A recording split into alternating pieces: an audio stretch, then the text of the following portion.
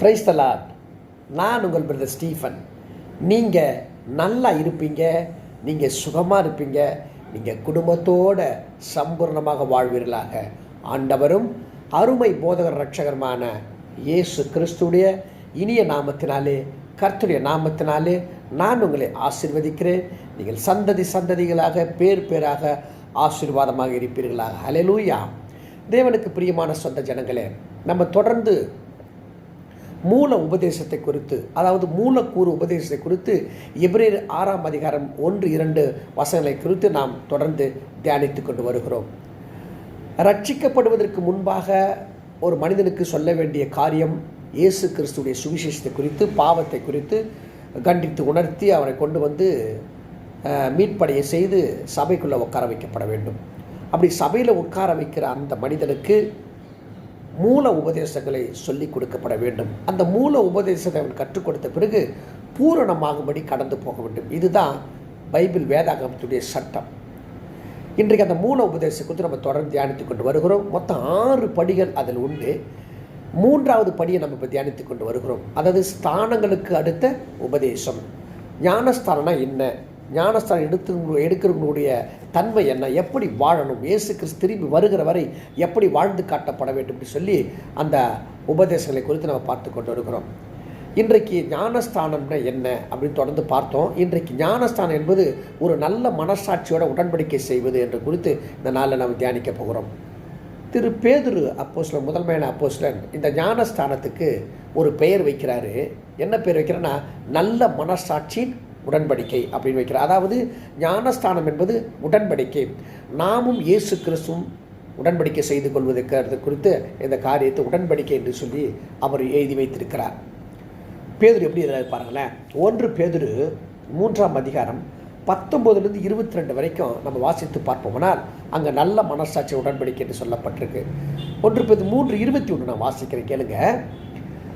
அதற்கு ஒப்பனையான ஞானஸ்தானமானது மாம்ச அழுக்கை நீக்குதலாயிராமல் தேவனை பற்றும் நல் மனசாட்சியின் உடன்படிக்கையாக இருந்து இப்பொழுது நம்மை இயேசு கிறிஸ்துனுடைய உயிர்த்தெழுதினால் ரட்சிக்கிறது. ஒரு அலையிலியா சொல்லாமா? எதை சொல்கிறார்னா, பேதுரு அப்போஸ்தலன் முதலாம் உலகத்தை குறித்து சொல்கிறார். ஆதாமிலிருந்து நோவா வரைக்கும் முதல் உலகம். நோவாவுடைய 8 பிள்ளைகளை சேர்ந்து இப்பொழுது இருக்கிற வரைக்கும், இயேசு கிறிஸ்து திரும்பி வர்ற வரைக்கும் 2வது உலகம் என்று சொல்லி நம்ம பார்க்கிறோம். நல்லா கவனிக்கணும் பாருங்களேன். அப்பொழுது இருந்த முதல் உலகத்தில் பாவம் பெருகி போயிடுச்சு. ஆதியாகமம் 6ஆம் அதிகாரத்தில் வாசித்து பார்ப்போம்னால் பாவம் அதிகமாக பெருகி போய்விட்டது. இந்த முதல் உலகத்தை நான் அழிக்க போகிறேன்னு நோவாவுக்கு உண்மை நீதிமானாக இருந்ததுனால அவருக்கு தெரியப்படுத்துகிறார் ஆண்டவர். அவர் அநேகருக்கு சுவிசேஷத்தை அறிவிக்கிறார். வாங்க ஆண்டவரை ஏற்றுக்கொள்ளுங்க, மனம் திரும்புங்க. யாருமே மனம் திரும்புகிற மாதிரி இல்லை. அதனால் கர்த்தர் சொன்ன நாட்களிலே பெரிய ஜலப்பிரளயத்தை வர வைத்து இருக்கிற அத்தனை புல் பூண்டு அத்தனை மக்களையும் அவர் அழித்து போட்டு விட்டார். அதில் காப்பாற்றப்பட்டது யாருன்னு சொன்னால் 8 பேர். நோவா, அவருடைய மனைவி, 3 பிள்ளையாண்டன்கள், 3 மருமக்கள்கள், 8 பேர் மட்டும்தான் காப்பாற்றப்பட்டார். அதை எதை குறிக்குதுன்னு சொன்னால், அந்த 8 பேர் நல்ல மனசாட்சியின் உடன்படிக்கை, நல்ல மனசாட்சியோட இந்த உலகம் அழிய போகிறது, அதனால் கடவுள் சொல்படி கேட்பேன் என்று கீழ்ப்பட்டு நடந்தாங்க. அதுக்கு பேர் நல்ல அதாவது கர்த்தரும் நோவாவின் குடும்பமும் அவர் சொல்கிறபடி அப்படியே உள்ளத்தின் ஆழ்த்து கேட்டு திருத்தப்பட்டவர்கள். அதுக்கு பேதுரு அப்போஸ்தலன் அதை சொல்கிறாரு, இது ஒரு உடன்படிக்கை, இது ஒரு ஞானஸ்தானம் அப்படின்னு சொல்கிறார். அதாவது 8 பேர் பேழைக்குள்ளாக இருந்து ஞானஸ்தானம் எடுத்துக்கொண்டார்கள் என்று சரித்திர புத்தகத்தில் சொல்லப்பட்டிருக்கிறது. அதே போல் புதிய ஏற்பாட்டில் ஞானஸ்தானம் எடுத்துக்கொள்வர்கள் நல்ல மனசாட்சியின் உடன்படிக்கை செய்து தான் ஞானஸ்தானம் எடுத்துக்கணும் அப்படின்னு சொல்லி பேதுரு எழுதி வைக்கிறார். சரித்திர புத்தகத்தில் பார்த்தீங்கன்னா இந்த ஞானஸ்தானத்தை ஒரு பெரிய உடன்படிக்கை மாத்திரமல்ல, இதை நிச்சயதார்த்தத்துக்குள்ளாக கொண்டு வந்து நிற்கிறது, திருமண காரியத்துக்குள்ளாக கொண்டு வைக்கிறது இந்த உடன்படிக்கை, இந்த ஞானஸ்தானம். ஞானஸ்தானம்னா உடன்படிக்கை செய்யணும். எப்படி உடன்படிக்கை செய்யணும்? நல்ல மனசாட்சியோட உடன்படிக்கை செய்யணும். இந்த ஞானஸ்தான உடன்படிக்கை என்பது நிச்சயதார்த்தத்தை குறிக்கிறது. பாருங்களேன், ஒரு விஷயத்தை நான் வாசிக்கிறேன், கேளுங்க. ஒரு காரியத்தை வாசிக்கிறேன். ஓசியா புத்தகத்தில் 2ஆம் அதிகாரம் 19 வாசிக்கிறேன் பாருங்களேன். நித்திய விவாகத்துக்கென்று உன்னை எனக்கு நியமித்துக் கொள்வேன், நீதியும் நியாயம் கிருபையும் உருக்க இரக்கமாய் உன்னை எனக்கு நியமித்துக் கொள்வேன். நல்ல நித்திய விவாகத்துக்கென்று உன்னை நியமித்துக் கொள்ளும். நித்திய விவாகம்னா என்றென்றைக்கு அழியாது இருக்கிற ஒரு திருமணம். அந்த திருமணம் பண்ணுனா திருமணத்துக்கு முன்பாக என்ன செய்வாங்க? நிச்சயதாம்பலம் செய்வாங்க, உறுதிப்படுத்துவாங்க, உடன்படிக்கை செய்வாங்க. உண்மையாய் உன்னை எனக்கு நியமித்துக் கொள்வேன், நீ கர்த்தரை அறிந்து கொள்வார். பார்த்தீங்களா? அந்த உடன்படிக்கை எப்படி இருக்குன்னா உண்மை புத்தமும் இருக்கணுமா, அதில் சத்தியம் கிருபையெல்லாம் கலந்துருக்கணும் என்று சொல்கிறார். அதாவது ஓசியா தீர்க்கதரிசி அழகாக எழுதுகிறார். அதுக்கு புதிய ஏற்பாடு நிழலாட்டம் தான் ஞான ஸ்தானம்.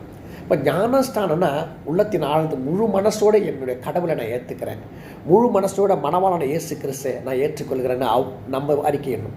இயேசு கிறிஸ்து உண்மையிலே முழு மனதோடு உள்ளத்தின் ஆழத்துக்கு உன்னை எனக்கு மனவாட்டியை ஏற்றுக்கொள்கிறேன். மனவாட்டி எப்படி இருந்தா? ஒரு காலத்தில் பாவம் நிறைந்தவளாய் அசுத்தமாக இருந்தாள். அதெல்லாம் பார்க்காம இயேசு கிறிஸ்து வந்து நம்மளை ஞானஸ்தானம் மூலமாக உடன்படிக்கை செய்து நித்திய விவாகத்தில் நம்ம குறிக்கப்பட்டு அதாவது ஏற்படுத்தி வைத்து போயிருக்கிறார். திரும்பி வரப்போகிறார். நல்லா கவனிக்கலாம். யூதர்கள் கதை ஒன்று உங்களுக்கு சொல்கிறேன், உண்மை கதை சொல்கிறேன். யூதர்களில் எப்பொழுது திருமணம் செய்து கொள்வார்னா ஒரு வாலிபன் 40 வயசு தான் திருமணம் செய்து கொள்வார். 40 வயசில் ஒரு யூதன் திருமணம் செய்து கொள்ளப்பட வேண்டும். அதாவது பெண் வீட்டாரும் மாப்பிள்ளை வீட்டாரும் முடிவு பண்ணுவாங்க. இந்த கோத்திரம் பெண் வீட்டு சைடில் இந்த கோத்திரத்தில் ஒரு 4 பேர் இந்த மக்களும் மாப்பிள்ளை வீட்டு 4 பேர் கோத்திரத்தில் உட்காருவாங்க. பாருங்களா, இந்த பக்கம் இடம் விட்டு உட்காருவாங்க. இது பேர் உடன்படிக்கை செய்கிறாங்க. எப்படின்னா மாப்பிள்ளை வீட்டார் யார் ஒரு 4 தலைமுறை சேர்த்து சொல்லுவாங்க. அதாவது உதாரணத்துக்கு சொல்கிறேன்னா ஆபிரகாம், ஈசாக், யாக்கோபு, யோசேப்பு, வேதாகத்தில் சொல்கிறேன். அதாவது பாட்டன், முப்பாட்டன், பூட்டன், தகப்பன், இப்படி. அதாவது ஒரு ஒரு ஒரு காரியம் அப்படின்னு சொன்னால் இந்த வீட்டு இந்த கோத்திரத்து இந்த வீட்டுடைய பையன் அப்படின்வாங்க. அதில் யார் வரணும்னா தாத்தா வரணும், கொள்ளு தாத்தா வரணும், பாட்டன் பூட்டன் வரணும். புரியுது உங்களுக்கு? அதாவது தாத்தாவுக்கு தாத்தா, அப்புறம் தாத்தா, அப்புறம் அப்பா, அப்புறம் மகன், அப்படி வச்சு தான் உடன்படிக்கை எழுதுவாங்க. அதாவது நிச்சயதார்த்தை அந்த காலத்தில் அப்படி தான் எழுதுவாங்க. அதே மாதிரி பெண் வீட்டில் என்ன அர்த்தம்னா இந்த கோத்திரத்தின்படி நிச்சயதார்த்த உடன்படிக்கை செய்து கொள்கிறோம் அப்படின்னு நல்ல ஒரு மனசாட்சியை உட்காந்து எழுதுவாங்க. அதை காட்டிலும் மணமகனை நிற்க வைத்து மணமகளை நிற்க வைத்து கேட்பாங்க, உனக்கு இந்த பையனை பிடிச்சிருக்கா, இந்த மணமகனை உனக்கு பிடிச்சிருக்கா, பொண்ணை பார்த்து கேட்பா உனக்கு பிடிச்சிருக்கா. திருமணம் அக்காலத்தில் பிடிக்காமல் நடக்காது, பிடிச்சிடும் முள் மனசோட. என்ன அர்த்தம்னா இவரை நான் திருமணம் செய்து கொண்டா கடைசி வரைக்கும் இவரை என்னை காப்பாற்ற என்று உள்ளத்தில் நினச்சி தான் அந்த மணமகள் அந்த மகனை ஏற்றுக்கொள்வார். அதுக்கு மணமகளாக ஆக போகிறது அச்சாரம் தான் இந்த ஞானஸ்தானம். அதாவது நிச்சய தாம்பலம் நம்மளோட தமிழில். அதாவது திருமணமான உடனே, அதாவது மன்னிச்சுங்க, நிச்சயதார்த்தம் பண்ண உடனே திருமணம் செய்ய மாட்டாங்க. காலத்தில் யூதர்கள் சரியாக பண்ணியிருக்கிறான், கடைபிடிச்சிருக்கான். இந்த வீட்டார் இந்த கோத்திரத்தில் இந்த பெண்மணியை எனக்கு நித்திய விவாகத்துக்கு என்று எனக்கு நிச்சயதாம்பலம் பண்ணி கொடுங்க அப்படின்னு சொல்லிட்டு அந்த மணமகன் என்ன செய்வார்? கிளம்பி போயிடுவார். எங்கே போயிடுவார்னா தான் சொந்தமாக நின்று சம்பாதிக்கணும்னு கிளம்பி போயிடுவார். அந்த யூதன் என்னதான் அப்பா சொத்து, பாட்டன் சொத்து, மூட்டன் சொத்து அதிகமாக இருந்தால் கூட அவனுக்கென்று ஒரு சொத்து சம்பாதிக்கணுமா. தன் வரப்போகிற மனைவியை வைத்து காப்பாற்றுவதற்கு அவங்க ஒரு வீடு, தோட்டம், துறவு இதெல்லாம் சம்பாதிக்கணும். அதனால் தான் ஊரை விட்டுட்டு பட்டணத்தில் இன்னொரு ஊருக்கு சம்பாதிக்கிறதுக்கு போவானான். அவன் எவ்வளோ பெரிய சீமாந்தனா தான் ஒத்த காலில் நின்று நான் தன் சொந்த காலில் நின்று சம்பாதிக்கணும்னு அப்படின்னு கிளம்பிடுவானான். அதை யூதன் செய்வான். கரெக்டாக 1 வருஷம் ஆன பிறகு எல்லாவற்றையும் சம்பாதித்து கொண்டு வந்து இந்த நிச்சயதார்த்தம் பண்ண அந்த மகளை மணவாட்டியாக ஏற்படுத்தி கொள்வானாம். இதுதான் யூதர் காலத்தில் வழக்கம். இயேசு கிறிஸ்து அதை தான் செய்திருக்கிறார். என்ன செய்திருக்காரு பார்த்தீங்கன்னா, ஒரு வசனத்தை வாசிக்கிறேன்.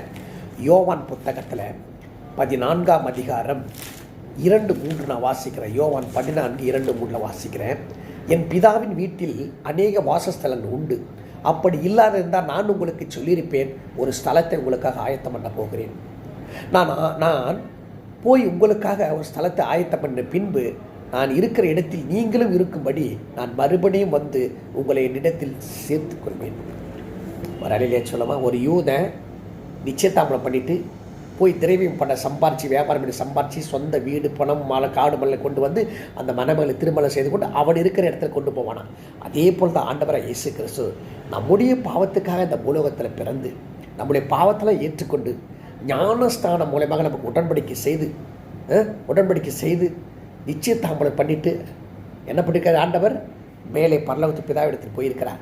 ஒரு ஸ்தலத்தை ஆயத்தம் பண்ணிட்டு பின்பு திரும்பி வந்து தன்னுடைய மனவாட்டியாக போகிற அத்தனை நிச்சயதார்த்தம் பண்ண அத்தனை பிள்ளைகளை கொண்டு போய் நித்திய விவாகத்துக்கு கொண்டு போய் சேர்த்து விடுவாராம். எவ்வளோ அழகாக சொல்ல. ஞானஸ்தானம் சாதாரணமே கிடையாது. வெளிப்படுத்துகிற விசேஷத்தில் சொல்கிறாங்க பாருங்களேன், 19ஆம் அதிகாரத்தில் இந்த மணவாட்டியை திருமணம் செய்து கொள்வாராம். மணவாட்டியை திருமணம் செய்து கொள்வார்னு சொல்லப்பட்டிருக்கு பாருங்களேன். 7-8 வாசிக்க பாருங்க. வெளிப்படுத்துகிற விசேஷம் 19 7-8. நாம் சந்தோஷப்பட்டு கலிகூர்ந்து அவருக்கு துதி செலுத்த கடவுள். ஆட்டுக்குட்டியாருடைய கல்யாணம் வந்தது, அவருடைய மனைவி தன்னை ஆயத்தம் பண்ணினாள் என்று சொல்ல கேட்டேன். ஒரு அலையிலையா சொல்லுவோமா? ஞானஸ்தானம் உடன்படிக்கை பண்ணிக்க, நல்ல மனசாட்சி உடன்படி பண்ணிக்க, நாம் திரும்பி மணவாளன் வர வரைக்கும் நம்மளை ஆயத்தமாய் காணப்பட வேண்டும். அது சுத்தமும் பிரகாசமான மெல்லிய வஸ்திரம் தனித்து கொள்ளும்படி அவளுக்கு அளிக்கப்பட்டது. அது மெல்லிய வஸ்திரம் பரிசுத்தவானுடைய நீதியை. ஒரு அலையிலையா சொல்லுவோமா? மணவாளனாக இயேசு கிறிஸ்து இடத்தை ஆயத்தம் பண்ணி திரும்பி வர்ற வரைக்கும் நம்ம எப்படியாக வாழப்பட வேண்டும்? பரிசுத்தமும் நீதியாக வாழ வேண்டும். அப்படி வாழணுன்றதுக்காக தான் உடன்படிக்கை செய்திருக்கிறார். ஞானஸ்தானம் மூலமாக எப்படி நல்ல மனசாட்சியோட என் மணவாளன் திரும்பி வருவார், என்னை மகிமையில் கொண்டு போய் சேர்ப்பார் என்று விசுவாசித்து ஞானஸ்தானம் எடுக்கணுமா? இன்றைக்கி ஞானஸ்தானத்தை பல விதத்தில் எடுக்கிறாங்க. இன்றைக்கி ஞானஸ்தானத்தை பல விதத்தில் எடுக்கிறாங்க. அது தப்புங்க. ஒரே ஞானஸ்தானம், முழுக்க ஞானஸ்தானம் வேதத்தில் சொல்லப்பட்டிருக்கிறது. அவங்கவுங்க ஒவ்வொரு ஞானஸ்தானம் எடுக்கிறாங்க. அந்த மார்க்கத்தை குறித்து நம்ம சொல்வதற்கு ஒன்றுமில்லை. ஆனால் வேதத்தின்படி திருவிவிலியமாக இருக்கட்டும், பெண்டிகாஸ் இந்த புதிய ஏற்பாடு பைபிளாக இருக்கட்டும், பழைய பைபிளாக இருக்கட்டும், அதில் ஞானஸ்தானம்னா முழுக்க ஞானஸ்தானம், பிதாக்குமன் பரிசுத்த ஆவிலே ஞானஸ்தானம் எடுத்துக்கொள்ளுங்கன்னு சொல்கிறார். சரி, போகட்டும், நல்லா கவனிங்களேன். அப்போது நல்ல மனசாட்சியோட இந்த கடவுள் என்னை கடைசி வரைக்கும் நடத்துவார், இந்த தேவன் என்னை கடைசி வரைக்கும் தேவை, இந்த தேவன் என்றென்றுக்குள்ள சதாக்கால் நம்முடைய தேவன் என்று விசுவாசித்து நம் ஞானஸ்தானத்தை எடுத்துக்கொள்வோம். இதுக்கு பேர் நல் மனசாட்சி உடன்படிக்கை. உதாரணத்துக்கு பாருங்களேன், எபிரேய மொழியில் இந்த உடன்படிக்கைக்கு என்ன சொல்கிறாங்கன்னா பெரித். எபிரேய மொழியில் பதத்தில் பெரித், PERITH, பெரித் அப்படின்னா ஒப்புதல். ஒப்புதல் கொடுக்கறது அல்லது ஒப்பந்தம் செய்வது. ஒப்பந்தம் செய்வது சொன்னால் ரொம்ப நல்லா இருக்கும். ஒப்பந்தம் செய்ய உடன்படிக்கை செய்வது. நாமும் இயேசு கிறிஸ்துவும் ஞானஸ்தானம் மூலமாக நல் மனசாட்சியோடு ஒப்பந்தம் செய்து வைத்திருக்கிறோம். திரும்பி வர்ற வரைக்கும் இந்த ஒப்பந்தம் செல்லும். அலையிலையா செல்லலாமா? கிரேக்க மொழியில் அதுக்கு என்ன சொல்கிறாங்கன்னா, கிரேக்க மொழியில் இந்த நல் மனசாட்சியின் கூட ஞானஸ்தானத்தை என்ன சொல்கிறாங்கன்னா, கிரேக்க மொழியில் டயோதெக் அப்படின்றாங்க. டயோதெக் அப்படின்னா வழங்குதல். எனக்கு இருக்கிறது ஒன்று கொடுத்து வழங்குதல் அப்படின்னு ஒரு அர்த்தம் பாருங்களேன். ஒரு அலையிலையா செல்லலாமா? அப்போது தேவனுக்கு பிரியமான சொந்த ஜனங்களே, அவர் வருகிற வரைக்கும் நம்ம நல்ல மனசாட்சி உடன்படிக்கப்படுகிற நாம் வர்ற வரைக்கும் காத்திருக்கப்பட வேண்டும். உதாரணத்துக்கு பாருங்கள், உடன்படிக்கை. ஒரு நாடு உடன்படிக்கை செஞ்சுக்கும். இப்போ உதாரணத்துக்கு இப்போ ஆளுகிற நாடு நம்ம தமிழ்நாடு, நம்ம இந்தியா ஒரு வெளிநாட்டுக்கு அடுத்த நாட்டுக்கு நம்ம உடன்படிக்கை பண்ண என்ன பண்ணுவாங்க, அந்த பக்கம் 4 பிரஜைகள், இந்த பக்கம் முக்கியமான 4 பிரஜைகள், 2 பேர் உட்கார்ந்து பேசி ஃபைல் ரெடி பண்ணுவாங்க. என்ன ரெடி பண்ணால், இந்த நாட்டில் இருக்கிற பொருளெல்லாம் என் நாட்டுக்கு வரலாம், என் நாட்டில் இருக்கிற பொருளெல்லாம் உன் நாட்டுக்கு கொடுக்கலாம், நீ நானும் என்றைக்கும் சண்டை போட்டுக்க மாட்டேன் அப்படின்னு உடன்படிக்கை செய்வாங்க. அதிபர்கள் உடன்படிக்கை செய்வாங்க. அதுக்கு எப்படின்னா, நான் முழு மனசோடு உடன்படிக்கை செய்கிறப்பா அப்படின்னு சொல்லுவாங்க. அதுக்கு 2 நாடும் சண்டை போட்டுக்காது. 2 நாட்டுக்குள்ளேய திரவியம், அதாவது பிஸ்னஸ் பண்ணிப்பாங்க பாருங்களா, வியாபாரம் பண்ணிப்பாங்க. உன் நாட்டில் பொருள் என்கிட்ட கூடியா, உன் பொருள் என் பொருளை உங்ககிட்ட கொடுக்குறேன் அப்படின்னு. அதுக்கு பேர் உடன்படிக்கை. அந்த உடன்படிக்கை கூட அவன் ஆட்சியில் இருக்கிறது அந்த உடன்படிக்கை செல்லும். அவன் ஆட்சி மாறிடுச்சுன்னா அந்த உடன்படிக்கை மாறாமல் போய்விடும். ஆனால் அதை மாறி போய்விடும். ஆனால் கர்த்தர் நம்மளோடு செய்கிற உடன்படிக்கை, உதாரணத்துக்கு பாருங்களேன், ஒரு மகனை திருமணம் செய்து கொண்டால் கடைசி வரைக்கும் அவர் மரித்தால் கூட என்ன சொல்லுவாங்க, இவர் அவருடைய மனைவி, இவர் அவரோட மனைவியா, இவர் அந்த பிள்ளையோட அப்பான்னு சொல்ல மாட்டாங்க, அந்த பொண்ணோட அப்பான்னு சொல்ல மாட்டாங்க. வீட்டில் இருக்கிற வரைக்கும் அப்பாவோட பெண். ஆனால் திருமணம் ஆகின வரைக்கும் நிச்சயதார்த்தம் பண்ணி ஞானஸ்தானத்துக்கு திருமணம் ஆன பிறகு இவர் அவளோட மனைவினோம். இதுதான் உடன்படிக்கைங்க.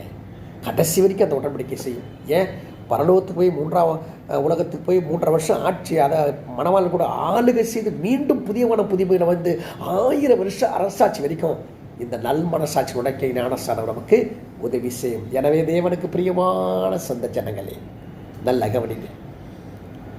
இப்போ ஞானஸ்தானம் என்பது என்ன? நல்ல மனசோட, முழு மனசோட, உள்ளத்தின் ஆழத்திலிருந்து விரும்பி உடன்படிக்கை செய்வதுன்னு அர்த்தம். அப்போது அது எப்படி பண்ணும்? நல்ல மனசாட்சியோட. இப்போ மணமகனை காட்டி இந்த மகனை உனக்கு பிடிக்குதா அப்படின்னா பிடிக்காமலையா நிச்சயதார்த்தத்துக்கு ஒத்துப்பாங்க. அந்த காலத்தில் அப்படி கிடையாது. பொண்ணை கூட்டி கேட்பாங்க, பையனை கூட்டி கேட்பாங்க. பிடிச்சிருக்கா, அந்த மகனை பிடிச்சிருக்கா, அந்த மணவாளனை பிடிச்சிருக்கா, அந்த மணவாட்டியை பிடிச்சிருக்கா, 2 பேர் முழு மனசுன்னு ஒத்துப்பட்டு தான் நிச்சயதார்த்தம் பண்ணுவாங்க. 2 பேரும் முழு மனசு ஒத்துப்பட்டு தான் நித்திய விவாகத்துக்கு என்று ஒப்புக்கொள்வாங்க. அதே போல் தாங்க ஞானஸ்தானம். இப்போ ஞானஸ்தானம் என்று சொன்னால் அதாவது நல்ல மனசாட்சியோட உடன்படிக்கை செய்வது. யாரிடத்துல? தேவனிடத்தில் உடன்படிக்கை செய்வது, இயேசுவிடத்தில். அதுக்கு அடையாளம் தான் பிதாக்குமன் பரிசுத்தாவில ஞானஸ்தானம். எனவே தேவனுக்கு பிரியமான பிள்ளைகளே, நல் மனசாட்சியோட ஞானஸ்தானம் பண்ணிக்க நம்ம நீதியோடும் சுத்தமோடும் பிரகாசமான வாழ கற்றுக்கொள்ளலாம். கர்த்தரை ஆசீர்வதிப்பாராக. God bless you. உங்கள் ஊழியங்கள், உங்கள் வருமானங்கள், உங்கள் வேலை ஸ்தலங்கள், உங்கள் பிள்ளைகள், உங்களுடைய மற்ற காரியங்கள், உங்கள் உடல்நிலைகள், மற்ற எல்லா காரியத்தையும் கர்த்தர் ஆசீர்வதித்து காக்க கடவராக. God bless you. Praise the Lord.